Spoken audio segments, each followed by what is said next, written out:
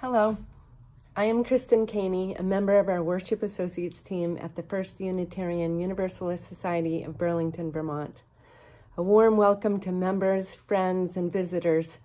We're glad you're here with us right now, especially during this time of social isolation and mind-altering change. Thank you for taking the time to join us. If you're interested in learning more about Unitarian Universalism and about our First UU, there will be a link for you to click on at the end of this video, or you can access us through our website. Tell us about who you are, and if you wish, we'd be glad to get back to you with answers to your questions. As always, there are many staff members of this congregation who dedicate considerable time and talents to creating these online services. Thank you to all our gifted contributors, pianist Sam Whitesell, music director James Stewart, and today's tech man extraordinaire, Michael Wright. Also today, racial justice team member Charlie Rathbone will make a guest appearance during our Reflection for All Ages. Thank you, everyone. And now, as we begin, gather your chalice or your candle if you'd like, and perhaps a cup of tea or coffee and a comfy chair. While we're not able to physically be together in our meeting house, we can be together connected in our hearts with each other and the world. No matter who you are, where you are, or what you believe, we send thoughts of love, light, and peace to you. Welcome.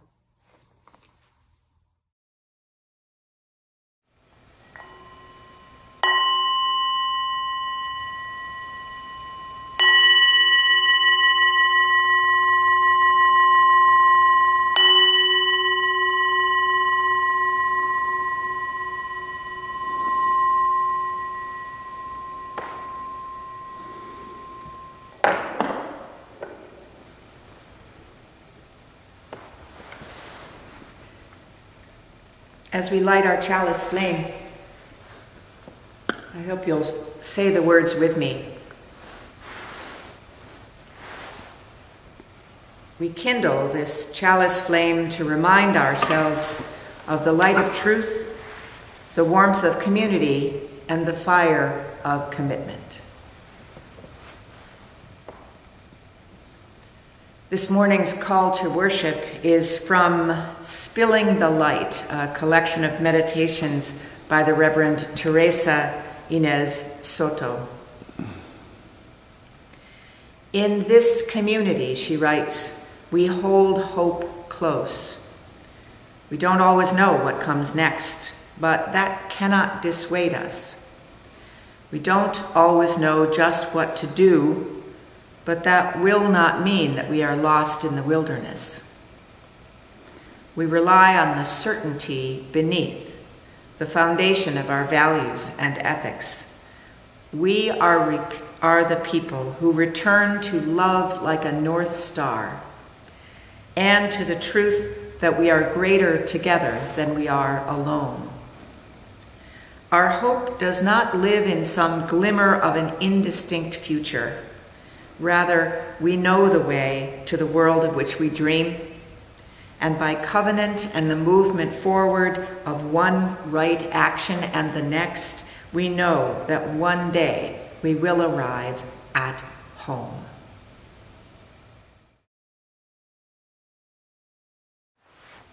Our story today is a true one. It's about the First Unitarian Society of Chicago and their leaders and a man named James Luther Adams. You'll hear it in just a minute from Kristin and Charlie reading it to you. Jessica York, who's the director of ministries at the UUA, wrote this as an introduction to this story.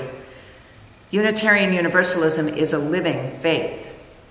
We think people should be free to believe what they must believe, the truth of their life experiences, instead of professing a belief in something we are told to believe.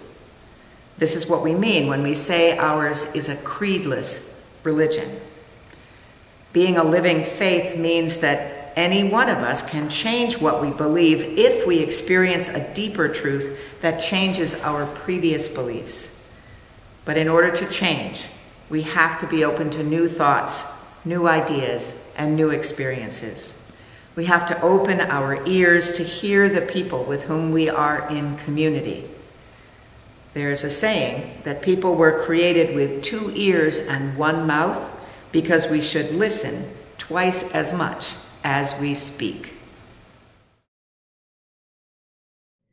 This is a story that takes place more than 70 years ago at the Unitarian Society in Chicago. Unitarian Universalism is a living faith. We think people should be free to believe what they must believe, the truth of their own life experiences, instead of professing a belief in something that they're told to believe. This is what we mean when we say ours is a creedless religion. Being a living faith means that any one of us can change what we believe if we experience a deeper truth that changes our previous beliefs. But in order to change, we have to be open to new thoughts, new ideas, and new experiences. We have to open our ears to hear the people with whom we are in community. There's a saying that people were created with 2 ears and 1 mouth because we should listen twice as much as we talk. In 1948, most congregations and houses of worship in the United States were segregated, divided by the color of their members' skin. Some were segregated by law, others by custom, or by a lack of actively trying to welcome and include all people. The First Unitarian Society of Chicago was one of these congregations. Although their church was located in a neighborhood with many African Americans, only whites could join, according to the written bylaws of the church and according to custom. The day came that many members began to believe they needed to take action against racism if they really wanted to live their values and principles. The minister, the Reverend Leslie Pennington, was ready for this day and ready to take action. So was James Luther Adams. James Luther Adams was a famous liberal theologian and social ethicist, a person who studies religion, beliefs, and values. Dr. Adams taught at the Meadville Lombard Theological School right across the street from the First Unitarian Society, and he was a member of the congregation's board of directors. Along with some others, Reverend Pennington and James Luther Adams proposed a change in the church's bylaws to desegregate the church and welcome people whatever the color of their skin. They wanted to include, not exclude. They saw this as a way to put their love into action. Desegregation was a very difficult topic. In 1948, anything about skin color and racism was controversial. Some people, even some who supported African Americans in their demands for civil liberties, believed in a separate but equal policy which kept people apart based on their skin color. When the congregation's board of directors considered the desegregation proposal, most of them supported it, but one board member objected. Your new program is making desegregation into a creed. You are asking everyone in our church to say that they believe desegregating or inviting, even recruiting people of color to attend church here is a good way to tackle racism. What if some members don't believe this? Respectful debate ensued that evening at the First Unitarian Society of Chicago. Both sides felt in their hearts that their belief was right. Perhaps they were so busy trying to be heard, they forgot to listen, but they kept on talking. And the debate went on until the early hours of the morning. Everyone was exhausted and frustrated. Finally, James Luther Adams remembered that we should be listening twice as much as talking. He asked the person who had voiced the strongest objection, "What do you say is the purpose of this church. Suddenly, everyone was listening. Everyone wanted to hear the answer to this crucial question. Probably the person who objected was listening especially hard to his own heart, as well as to the words he had heard from other board members through the long discussion. The board member who opposed opening the church to people of color finally replied. Okay, Jim. The purpose of this church is to get a hold of people like me and change us. The First Unitarian Society of Chicago successfully desegregated. There are things that you know, and there are things that I know. When we are together and listening to each other with ears and hearts, we know more.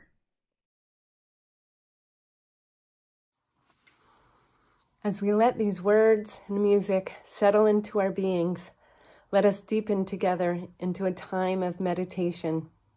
We will begin our meditation by sharing the joys and sorrows of our community, followed by a brief time of silence. So now, let us take a deep breath together, breathing in the breath of life, breathing out the breath of peace, and come now into a place of holy listening. Let us be together in the spirit of stillness, to listen to the voice within, and to feel again our connection to each other and to the spirit of life and love. Let us hear these words of joy and sorrow for this day, Sunday, October 25th, 2020. Joy to see and hear the geese flying where they know they must go at this time of year. Yet again, I am so deeply struck by their innate brilliance and physical and mental stamina toward a seemingly unattainable goal. Their inclusivity and covenant as a group never fail to inspire awe within me. Sorrow that so many young people are struggling with mental health issues because of COVID's far-reaching sprawl. May the joys and sorrows of each be the joys and sorrows of all, reminding us of our shared connectedness. As we enter into the silence, let us hold that which has been spoken and that which remains unspoken tenderly in our hearts.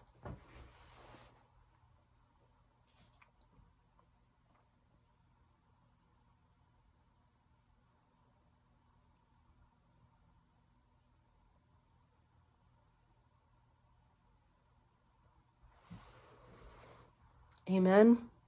Blessed be. May it be so.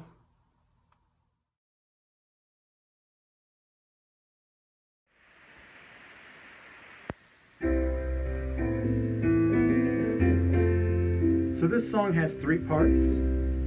The first is the melody, and it goes like this. When I breathe in peace. When I breathe out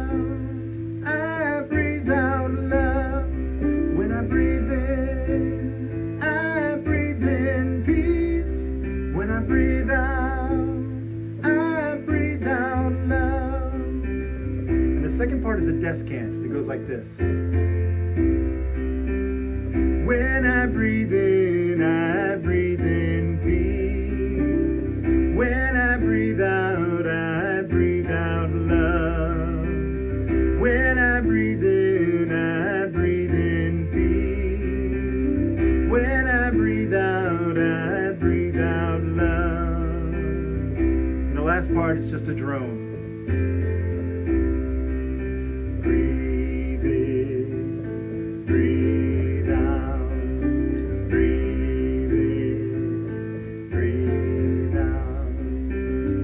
Choose one of those parts to sing, and we'll do it together.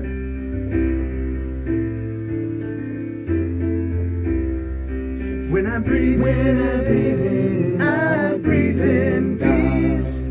When I breathe out, I breathe in, I breathe in peace. When I breathe out, I breathe out love. When I breathe in, I breathe in peace. When I breathe out, I breathe out love. When I breathe in, I breathe in peace. When I breathe out, I breathe out love.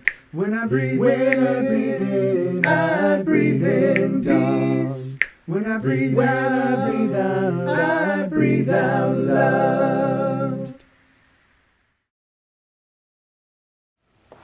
We take up an offering in the middle of our worship service every week to remember that we count on our generosity and our faith that there is a purpose to our coming together, a purpose to this congregation existing, and a future for all of us. That's pretty important. We also remind ourselves of the importance of our generosity by giving away half of your gifts that are given every Sunday at the offering. Today, the beneficiary for this shared offering is Trust, Transgender Religious Professional Unitarian Universalists Together, Trust, whose mission is to support UU trans plus religious professionals to transform Unitarian Universalism and our world. That's a big reason. I hope you will be generous. Thank you for your faith and your gifts.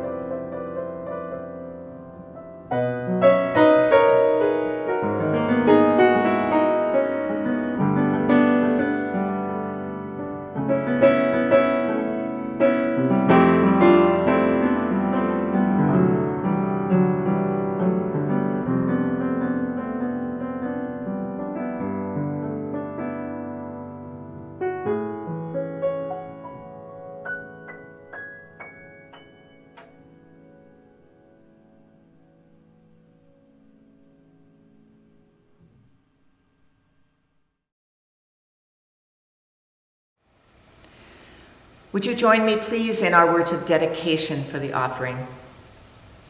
With gratitude, we dedicate these gifts in the service of our mission to inspire spiritual growth, care for each other and our community, seek truth, and act for justice.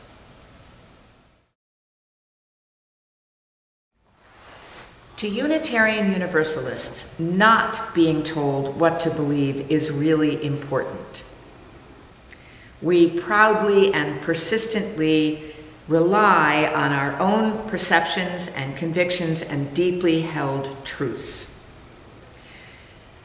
I love that story of what happened at the First Unitarian Society in Chicago with James Luther Adams and the board and the minister and their discussion about changing the bylaws to desegregate their church. it is amazing, on the one hand, to think that that was necessary. It was 1948. It's amazing and actually not hard to believe. Our beliefs, we assert, need to be in line with the truth of our own life experiences. We pursue facts and meaning and purpose, and we do it, if we're lucky, all our life long. And we stay up all night arguing about it if we have to. While we're doing that, we probably assume that our understanding and meaning and sense of purpose is not going to conform to the status quo. It won't be found in the common wisdom. Our fourth Unitarian Universalist principle affirms and promotes a free and responsible search for truth and meaning. We're here for the search, not the answers. We appreciate and we learn from the questions, right? And often, we're not here, the truth is, we're not here for the answers because we're pretty sure we've got them already. And that is a problem. I am not just preaching to you, I'm preaching to myself as well.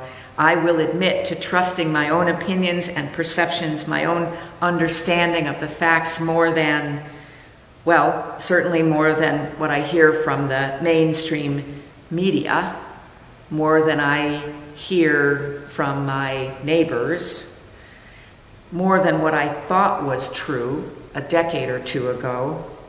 Heck, in this time of pandemic and disruption, I trust what I think I understand now more than what I knew as truth 8 months ago. I am deeply grateful to be part of a religious tradition that holds these principles, that doesn't just allow me to make up my own mind, to question the way things are, but challenges me to never stop doing that. This means doing my own research, learning one more thing and letting it change me. And that includes soul research, we might call it that, asking myself, how does this idea that I've held for a long time feel now? Is it still deep enough to anchor my life? And it includes, at least sometimes, listening to other people, even people whose perceptions and convictions are demonstrably different from mine. Sometimes that's the right way, the best way to learn one new thing. Listening with both ears open and not so much with my mouth open, ready to jump in with my next thought. I'm not sure that this comes naturally to me, but I can learn. One of my teachers in this practice in the last several years is a woman named Simone Campbell. She's a nun. I met Sister Simone at a conference in New York City. The conference is called Revolutionary Love, and it happens every spring at Middle Collegiate Church in New York. It's a little unlikely for me to respond well to a nun after a whole bunch of years that I spent in Catholic school. When I was in junior high school, I worked very hard to avoid ever even thinking that I might have a vocation to become a nun. I am happy to assure you that I got over that fairly quickly. But when I met Sister Simone in 2013, I pretty quickly was pretty sure that I wanted to be her when I grew up. Sister Simone heads an organization that is known as Nuns on the Bus. You may have heard of them. Let me give you a little background you might not know. It was December 1971, my first year in college. A group of Catholic sisters voted to create a nationwide network of women religious who would engage in political activism at the federal level for social justice. There were 47 sisters. They came from across the United States. They represented diverse ministries, including direct service and community organizing. Now, in 1971, the Catholic Church was undergoing dramatic change because of the Vatican II conference and calls to create justice in the world.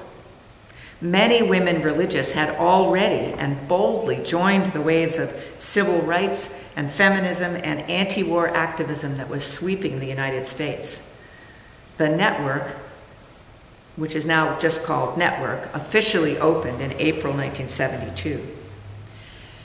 They knew they needed to train these people who wanted to be activists, and this was not just the 47 Catholic sisters. There were women and men, religious, not religious, who came together for legislative seminars in those early years, hundreds of them. Early presenters in these seminars included Adlai Stevenson, Hubert Humphrey, Geraldine Ferraro, Henri Nouwen, Ted Kennedy, Shirley Chisholm, and many other notables. Their agenda was poverty, was fair labor practices, was a number of things over the years until 2010, when they began to really focus on healthcare reform. And then something important happened. I think it was in 2012 that the Vatican published a document that was harshly critical of the LCWR, the Leadership Conference of Women Religious. And in this document, they specifically mentioned the LCWR's long-standing relationship with Network, which made Network suddenly national and international news. And so the Network staff decided to leverage this sudden fame to serve their social justice mission. And Nuns on the Bus was born. The first Nuns on the Bus journey in 2012 was so successful it has become an annual event. Each trip has focused on a different theme. That first one in 2012 was called Nuns Strive for Faith, Family, and Fairness, and it was a complaint about Paul Ryan's federal budget proposal, which they felt was not only unfair, but also not consistent with Paul Ryan's Catholic views. They did immigration reform in 2013. They've had many other focuses. I kind of like the one from 2018, which they called On the Road to Mar-a-Lago, the Tax Justice Truth Tour. This year, their topic is they've called it Mend the Gaps in 2020. I had been in West Virginia for only about 6 months in the fall of 2014 when I heard that the Nuns on the Bus were coming to Charleston, and they were looking for sites to have events. Their theme that year was voter engagement, and they were looking for people who do not vote. People who've never voted because they think voting is not for them, because they're pretty sure that the system is set up to not care about their vote, certainly not encourage them to vote, doesn't want their participation. There are lots of people in West Virginia who believe those things. So the sisters were looking for shelters and food banks and community centers in which they could go just to meet people, not to present anything, but just to meet the people who were there. And they were looking for a site to have a town hall meeting. And I called up to volunteer the sanctuary of the Unitarian Universalist congregation, and they said yes. I was so excited that day when the bus drove into the parking lot of the small UU congregation there in Charleston. I was excited to see the bus and to sign it.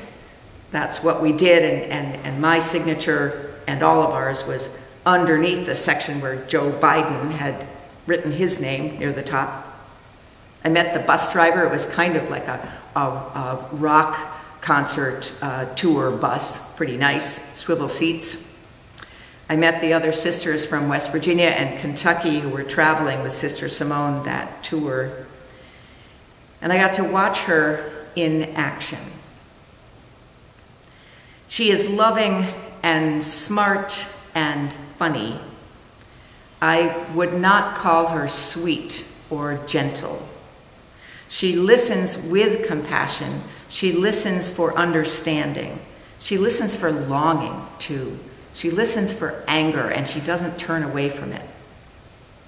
And I would say that she is not indulgent of people who want just mostly to hear themselves talk. There was a man in that group of people in the sanctuary of that church. There were probably 80 people there altogether, and I did not know most of them. And this man had a complaint. Not unusual. Most of the people who were in that room had a complaint, and it was more than possible to express those concerns, and he did. And Sister Simone listened to him and responded to him directly. And then he said it all again in the way that people sometimes do. He listed the fact that he just felt something was wrong and needed to change, and she listened again. But when he started in the third time to go through his recitation of exactly the same thing that he was angry about, I cannot remember the words that she used, but she basically told him in a loving, simple, direct way that she had heard him, the rest of us had heard him, and that we needed to move on to the other work that we needed to do to listen to each other that day. So he stood up and grabbed his jacket and his stuff, and he stormed out. It was a remarkable moment. And maybe I expected Sister Simone to lament the fact that this had happened, and she didn't. She basically said, these things happen, and we will move on now. And I felt, and I think most of the people in that room felt, listened to. We felt heard. My overall memory from that day is that in that room, the assumptions that we had all walked in with were blasted pretty much to pieces. And then they came back together in ways that changed all of us.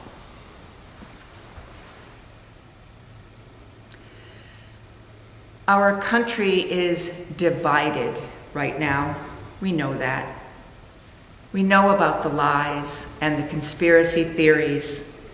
We know about the greed and the racism. We know too about the danger of violence, which has always been here and is getting closer to some of our lives in a way that we never expected. All of these are things that make me, at least, want to just stay out of it. And I can't. Not if I'm serious about everything I say that I believe and care about. I cannot stay out of it. None of us can. Not when we know that we really all are interdependent. When we know that we can only save ourselves by understanding that we must save each other. Not when we remember that the purpose of congregations like this one is to find and listen to and grab hold of one another and change each other too. Teresa Soto says, all of us need all of us to make it.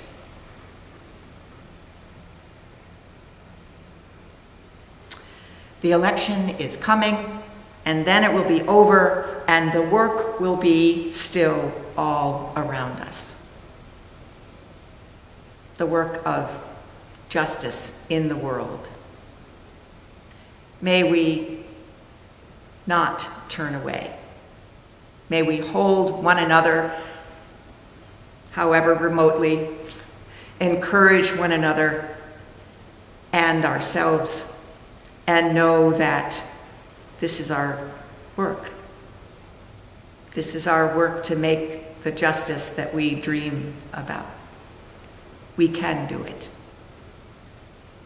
So may it be. So may it blessed be.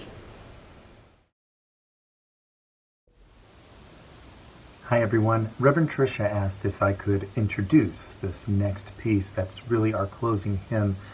I started to write this song back in April, and it came with just a simple line: "May we be quick to listen and slow to speak." Turned into this piece of music that was graciously sung by the Solaris Vocal Ensemble as a virtual choir, thanks to their director, Dr. Don Willis. Please enjoy "We Will Be Free."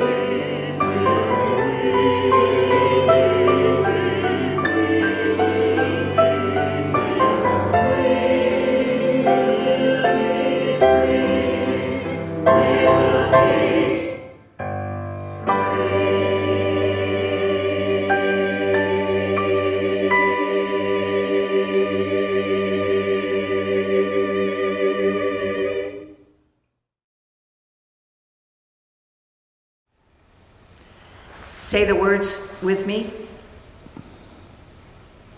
We extinguish this flame, but not the light of truth, the warmth of community, or the fire of commitment. These we carry in our hearts and share with the world until we are together again. Our words of benediction. So let us begin.